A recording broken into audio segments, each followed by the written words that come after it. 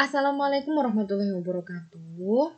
Saya ucapkan selamat datang di pembelajaran online mata kuliah Biokimia Pangan. Ini adalah pertemuan kedua kita di pengantar Biokimia Pangan. Pertemuan pertama kita adalah kontrak dan penjelasan tentang RPS Biokimia Pangan. Dan ini adalah pertemuan yang kedua di bulan Oktober ini, yaitu tentang pengantar Biokimia Pangan. Jadi sebelum kita masuk ke perkuliahan Biokimia Pangan, ada baiknya kita ini dulu ya, ke pengantar dulu terkait biokimia, biar kita tahu apa itu biokimia, terus kemudian bagaimana apa aja yang dibahas dalam biokimia, terutama yang berkaitan dengan pangan, seperti itu.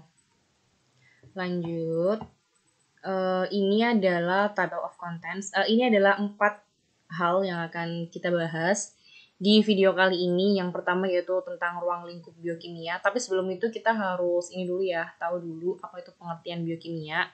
Terus kemudian yang kedua adalah manfaat biokimia. Yang ketiga adalah asal mula timbulnya biokimia. Dan yang keempat perkembangan biokimia termasuk sejarahnya. Seperti itu. Lanjut, sebelum kita lebih jauh belajar tentang biokimia pangan, kita harus ngerti dulu ya biokimia itu apa. Jadi kita mau bahas tentang definisi biokimia. Kalau ada di pikiran kalian, biokimia itu apa?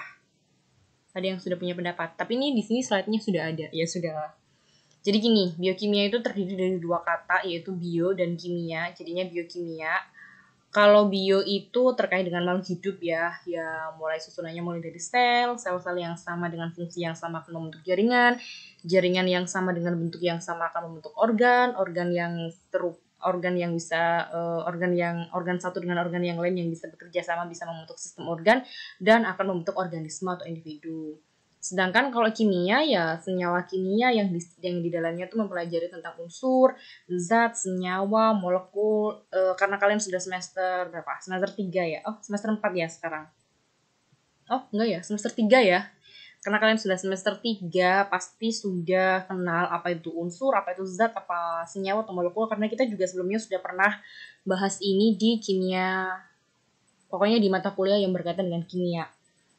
Terus kemudian ada mata kuliah lagi yang namanya biokimia. Biologi itu ada sendiri, kimia ada sendiri, dan sekarang kita satukan yaitu biokimia. Biokimia adalah ilmu biokimia adalah ilmu yang mempelajari tentang peranan berbagai molekul dalam reaksi kimia dan proses yang berlangsung dalam makhluk hidup. Jadi kalau kimia aja itu kan peranan, struktur, kemudian bagaimana reaksinya yang ada di seluruh semesta ini. Itu kalau kimia. Tapi kalau biokimia berarti itu hanya khusus yang ada di dalam tubuh makhluk hidup. Seperti itu, karena ada bionya. Bio itu adalah makhluk hidup. Jadi ini mempelajari tentang peranan, struktur, molekul, reaksi kimia yang terjadi di dalam tubuh makhluk hidup. Seperti itu.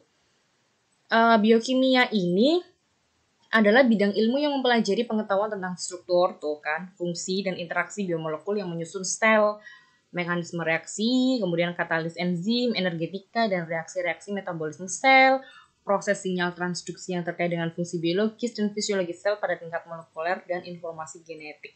Jadi yang dibahas dalam biokimia tuh ya apa-apa yang terjadi dalam tubuh kita, karena tubuh kita itu kan bisa apa-apa, bisa ngapa-ngapain, bisa aktivitas, bisa ngapa-ngapain, itu ya karena melalui proses kimia ya, maksudnya itu melalui reaksi-reaksi yang dibantu oleh enzim, dibantu oleh hormon, dan itu dipelajarinya di biokimia.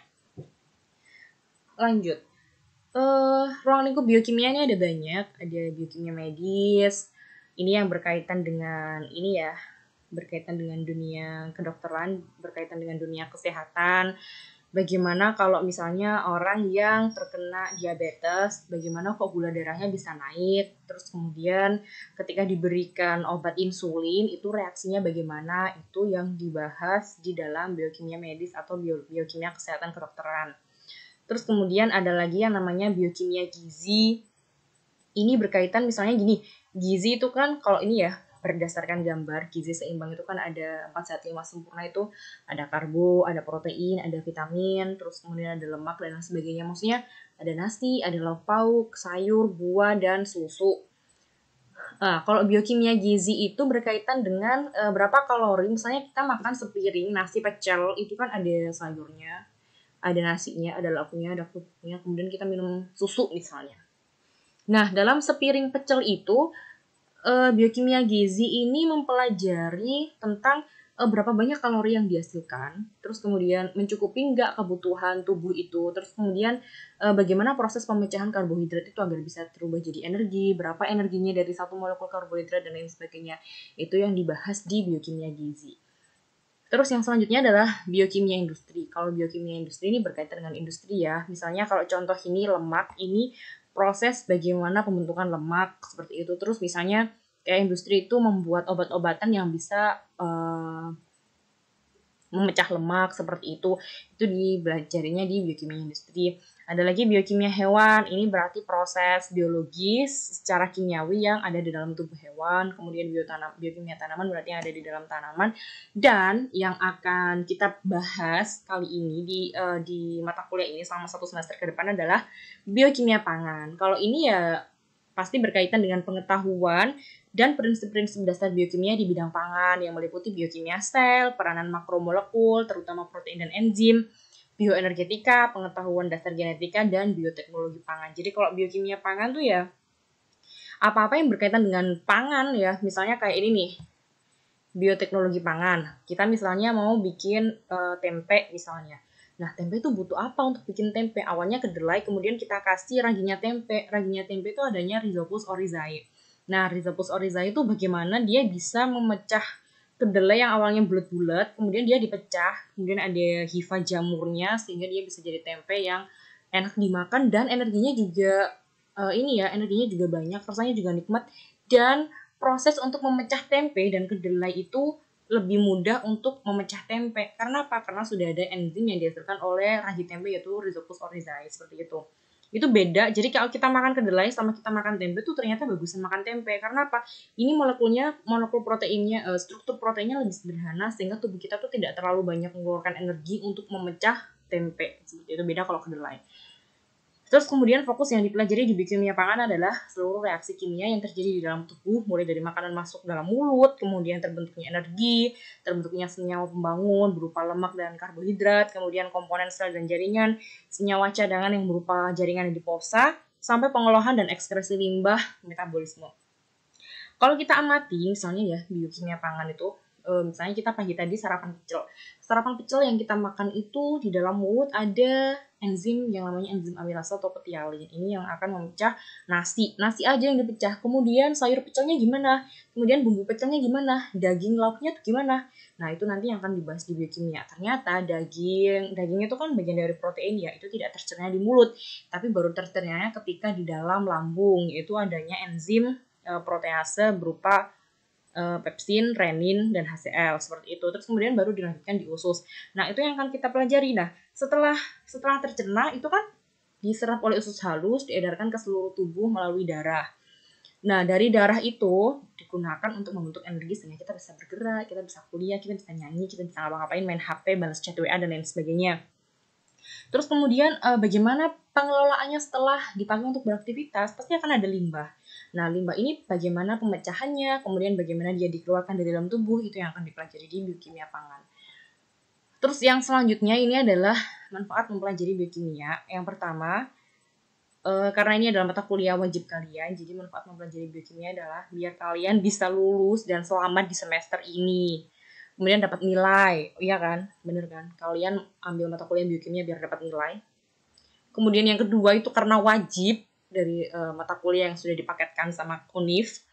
Dan yang ketiga, kalian nggak bisa ngapa-ngapain ya karena ini wajib, sudah dipilihkan sama UNIF ya otomatis mau nggak mau kalian harus dapat mata kuliah biokimia. Kayak gitu kan, biar dapat nilai gitu kan.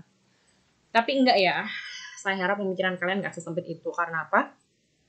Karena manfaat mempelajari biokimia itu sangat banyak. Ini yang pertama, untuk mempelajari hal kimia yang mendasari fenomena biologis, sehingga dapat diketahui proses bagaimana makhluk hidup itu bisa melangsungkan kehidupannya dan bertahan hidup dengan proses kimia yang terjadi di dalam tubuh. Sudah pernah saya katakan bahwa proses yang ada dalam tubuh kita itu semuanya melalui reaksi kimia. Terus yang selanjutnya, dengan mempelajari biokimia, kita mengetahui tentang reaksi-reaksi kimia penting yang terjadi di dalam sel. Hal ini berarti kita dapat memahami proses yang terjadi di dalam tubuh. Jadi kayak kita tuh harus mempelajari tubuh kita sendiri tuh seperti apa, seperti itu. Terus yang selanjutnya, biokimia tuh sangat berperan penting dalam segala bidang. Banyak penemuan dan penelitian untuk pertanian, peternakan, perikanan, kedokteran, farmasi, dan lain sebagainya tuh butuh banget biokimia. Untuk sejarah munculnya biokimia itu dimulai di abad ke-18.